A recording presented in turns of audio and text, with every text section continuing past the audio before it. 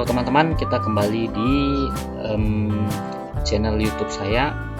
Jadi ini di segmen tentang job ya, playlistnya di bagian job. Jadi kali ini karena saya kerjanya di lembaga pendidikan ya teman-teman. Saya itu kemarin sempat belajar bagaimana cara membuat sebuah template penagihan SPP ya, atau administrasi sekolah lah ya, selain daripada SPP pada umumnya. Misalnya kayak ada ekskul ataupun ada bimbel ya, kita bisa buat di sini. Nah, untuk membuatnya ini saya tuh menggunakan spreadsheet ya teman-teman ya, karena spreadsheet ini rasa saya lebih enak, kita bisa share dengan cepat dan nggak ada tekan tombol save ya teman-teman ya, langsung aja gitu kan, selama ada internet. Dan saya yakin udah nggak ada sih rasanya sebuah kantor yang nggak ada internetnya seperti itu. Oke, jadi ini sebuah tes area aja. Nanti ketika sudah saya tes dan sudah oke, maka saya tinggal buat data asli. Tapi di sini semuanya data fiktif ya teman-teman ya, buat ngetes aja tombol-tombol di dalamnya. Nah, ini saya ada buat nama sekolahnya nih, Blockcoin Academy gitu ya. Ini nama lucu-lucu aja nih teman-teman ya. Oke. Terus ada nama Tatang, Nunung, Mimi, Susi, ini semua nama siswanya. Terus kelasnya ada kelas Ranger merah, Ranger kuning dan sebagainya. Terus misalnya di SPP di sini saya bikin sekolah ini bayarnya pakai Bitcoin nih teman-teman. 0,0007 Bitcoin gitu ya, sekitaran 1 juta itu per bulannya. Kemudian juga untuk ekskul itu sama misalnya. Nah, yang ingin saya highlight itu sebenarnya di bagian sini nih, auto narasi tagihan akhir semester. Nah, jadi di sini saya ada bikin narasi teman-teman. Jadi sehubungan dengan bagian term 2, kami dari bagian admin sekolah itu menyampaikan bahwa masih terdapat kewajiban admin yang belum diselesaikan. Nah, mohon kesediaan Bapak Ibu, abaikan pesan ini kalau sudah dibayar. Terus data tagihannya di sini teman-teman. Saya tuh hanya menggunakan rumus VLOOKUP aja sih di sini teman-teman ya. Jadi tinggal VLOOKUP, ambil value-nya. Nah, saya nggak bisa jelaskan secara rinci ngambil VLOOKUP karena bakal agak sedikit panjang ya, karena saya juga butuh waktu belajar waktu itu untuk belajar VLOOKUP ini. Jadi intinya si tempat ini tuh ngambil data dari sini teman-teman. Nah, kayak gitu. Dan bahkan sudah sesuai dengan nomornya. Misal nomor 2 nih yang tadi si Nunung ya, seperti itu. Nah, itu kalau misalnya saya klik nomor 5 contoh.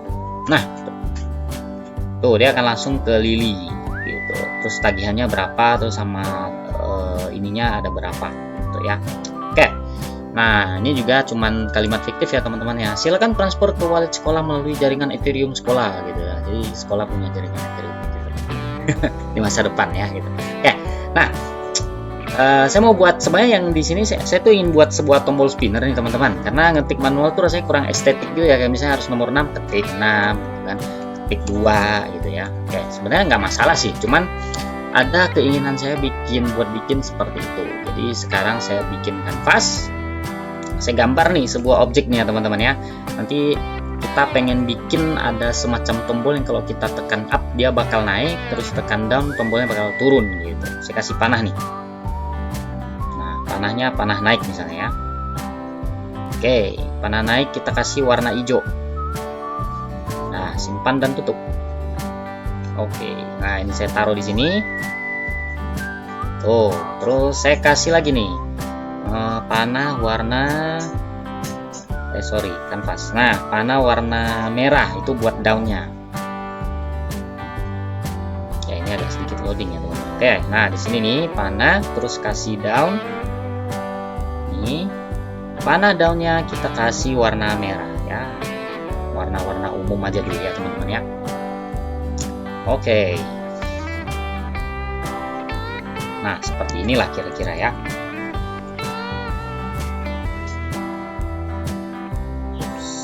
Harus menyesuaikan dulu ukurannya. Nah, pas mungkin ya. Oke, jadi begini teman-teman. Saya itu pengen tombol up ini kalau kita tekan nanti dia bakal jadi nomornya bakal naik jadi 3 misalnya. Terus kalau yang tombol turunnya itu kalau saya tekan dia bakal turun. Nah, kalau di Excel itu kan mungkin ada fungsi makro kalau nggak salah ya, itu bisa digunakan. Nah, tapi saya udah nggak begitu sering menggunakan Excel ya, karena masalahnya adalah suka kirim-kirim file aja gitu. Nah, kalau di sini saya tinggal kasih link. Nah, untuk membuat ini saya sudah membaca beberapa artikel dan juga nonton video tutorial. Ternyata kita harus membuat sebuah script dulu gitu ya. Nah, jadi di bagian si spreadsheet ini ada ekstensi, terus ada app script gitu. Nah, jadi di sini tuh kita ada belajar coding tipis-tipis ya teman-teman ya. Nulis kode nih di sini ya. Oke, dan kodenya pun ya saya juga tuh. Ini saya udah bikin sebenarnya teman-teman. Cuman kalau mau ditulis ulang bisa, dan bahkan kita bisa cuman kopas kodenya orang aja gitu ya. Nah, cuman yang harus kita perhatikan adalah si range-nya sini nih. Kalau saya jelasin kan ini nama fungsinya tombol up. Terus variabelnya kita ambil dari spreadsheet up karena kita menggunakan aplikasi spreadsheet. Terus kita ambil get active sheet gitu ya. Nah, kita menggunakan ambil dari yang active sheet yang kita gunakan tadi. Nah, sini si auto narasi itu. Nah, kemudian variabel hasilnya itu kita ambil get range-nya. Range yang kita ambil di bagian K3. Nah, K3 tuh maksudnya di sel ini teman. K terus. Nah, ini sebenarnya sudah jadi K4 gitu ya, karena saya geser sedikit. Tapi kalau saya naikin juga bisa. Nah, ini akan saya ganti jadi K4 ya teman-teman ya. Tuh, cuman gitu aja. Sama di bawah juga sama. Nah, gitu. Terus hasil set value-nya itu jadi kalau yang tombol up dia harus value-nya di +1. Nah, sedangkan di ini hasil set value-nya itu harus hasilnya jadi -1 karena dia kan dikurangin gitu ya. Ya. Nah, anggaplah misalnya kodenya udah jadi nih teman-teman. Kita jalankan gitu ya misalnya. Oke, nah ini eksekusinya udah dimulai nih. Terus kita buka kembali di sini. Ini gambarnya kalau kita klik belum kenapa-kenapa nih. Nah, caranya adalah kita klik yang ini bintang 3, terus kita tetapkan script.